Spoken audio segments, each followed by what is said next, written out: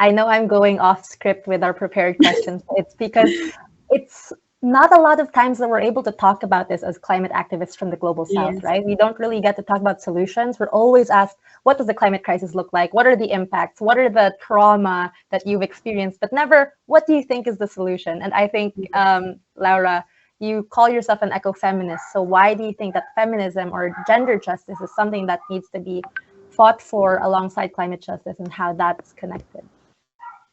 Oh, eh, I love this topic. Okay, so I think that I need to start defining ecofeminism. Ecofeminism is like this movement that joins the gender fight with the climate fight, like the climate crisis and the gender violence and inequality, because both of them are interlinked.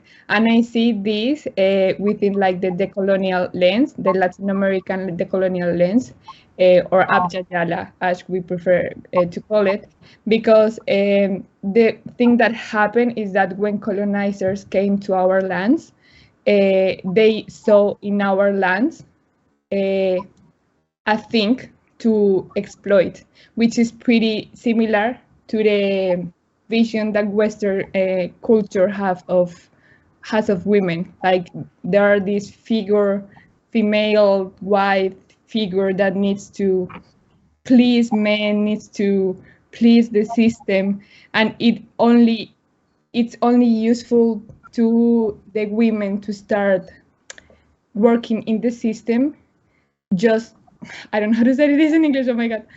Just until it suits and it's in the benefit of the capital system, and obviously this also is interlinked with the nature, because again, it was seen as this thing to exploit, but that in other words mean like exploitation of the rivers, of the oil industry, mining, and all of that that is very polluting and like also affects people on the land.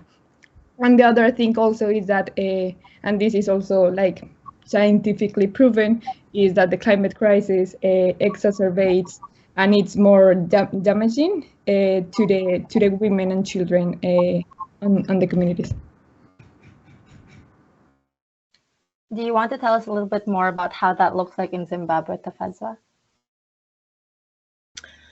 Yes. Well, in Zimbabwe, it's getting there, but then it's still slow because girls are discriminated and girls are more affected, and women and children are more affected with the climate crisis. I mean, we talk of the cyclones that happened or that are happening in Zimbabwe. There was loss and damage, and all these women and children were placed, they were displaced, no homes, nowhere to go.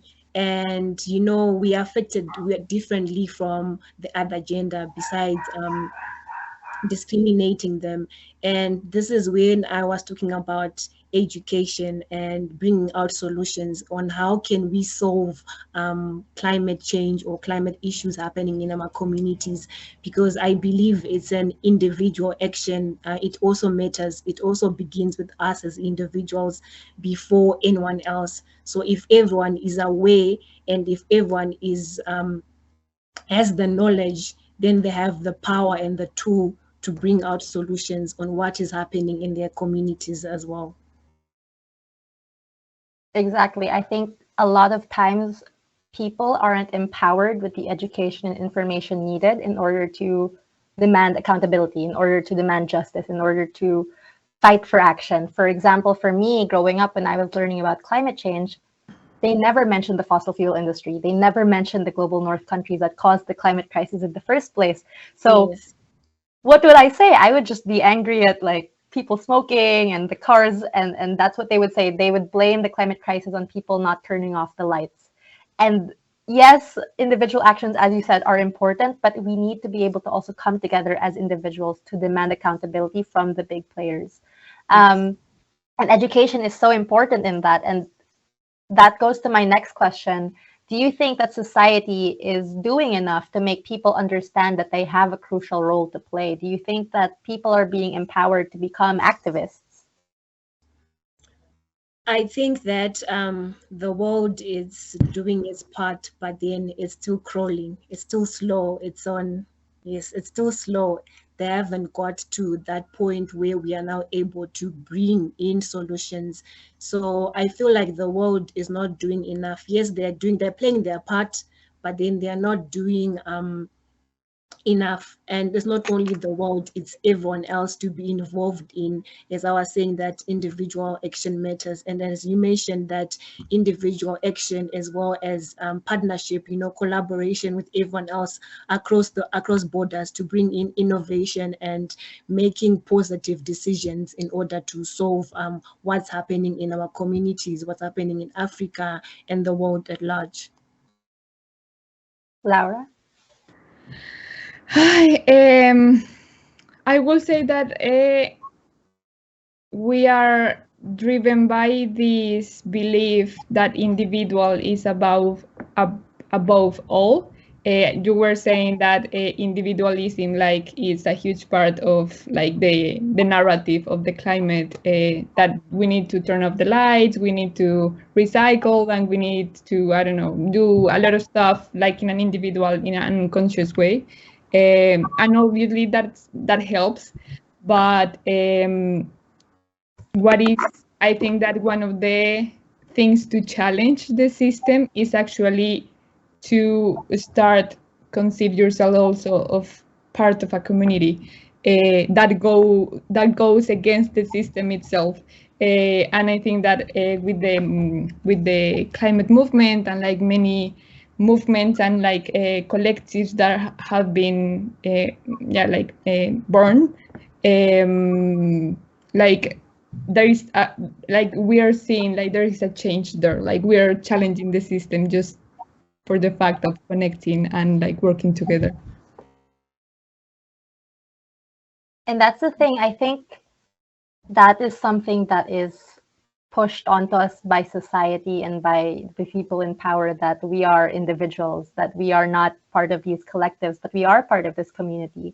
And as Tafadzwa mentioned earlier, we should be collaborating beyond borders, right? And I think that I see that a lot in the youth climate movement, and I see that collaboration through different borders a lot in people's movements, where you see that even if they're coming from different countries, different cultures, we're always finding a way in civil society to work together and to come together. And that's not something that I'm seeing by our world leaders. I'm not seeing that collaboration that should be happening between them, unlike the movements and the people. So I feel like they have a lot to learn from us, from civil society, not just young people.